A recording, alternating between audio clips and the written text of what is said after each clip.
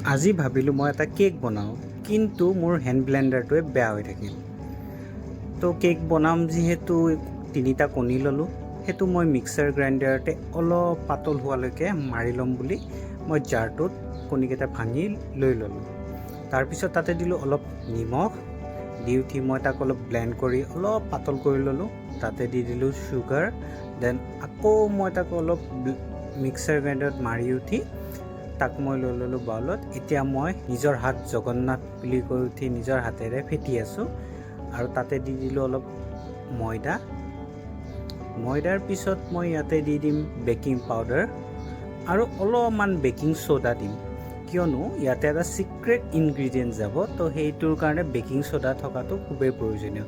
এইটো হৈছে ইনগ্ৰিডিয়েণ্টটো, সেইটো হৈছে দৈ আৰু অলপ গাখীৰ। ইয়াক আমি এতিয়া মিক্স কৰিম আৰু লগত দিছোঁ মই অলপ অৰেঞ্জ ফ্লেভাৰ এটা। তো সেইখিনি দি উঠি মই আকৌ মিক্স কৰিছোঁ। মিক্স কৰি কৰি কৰি আমি দেখিছোঁ ইয়াতে গোটেই বাবল হ'ব ধৰিছে। তো ইয়াতে অলপমান কমকৈ ৰিফাইন অইল দিম, দেন ইয়াক আকৌ ফেটি দিম। দিয়াৰ পিছত আমি দেখা পাম যে ইয়াৰ একদম স্মুথ হৈ গৈছে গোটেই মিক্সচাৰটো। তাৰপিছত আমি যিটো বাচন আছে সেই বাচনটোক ধুনীয়াকৈ বাটাৰ দি অইলিং কৰি ল'ম, বাটাৰ লগাই দিম যাতে সেইটো এৰি আহে জল্দি।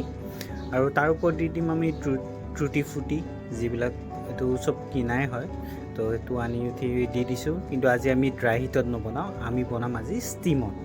তো ষ্টিমৰ কাৰণে এটা কেৰাহী ল'লোঁ, তাতে ষ্টেণ্ড দিলোঁ, দি উঠি এলুমিনিয়াম ফইল দি গোটেই পাত্ৰটো ঢাকি তাক আমি হাই ফ্লেমতে ষ্টিম হ'বৰ কাৰণে দিলোঁ। 20 মিনিটছমান পিছত চাইছিলোঁ এইটো হৈ গৈছে। তো আমি এইটো এতিয়া আপোনালোকে কেকটো দেখা পাইছে কেনেকুৱা হৈছে। এইটো বেক চাইডটো টুটি ফুটিটো যিহেতু মিক্সচাৰটো পাতল থাকে পিছৰ পিনে গুচি যায়। আৰু ইয়াতে চকলেট চিৰাপ দি মই ডেক'ৰেশ্যন কৰিছোঁ। আজিলৈ ইমানেই।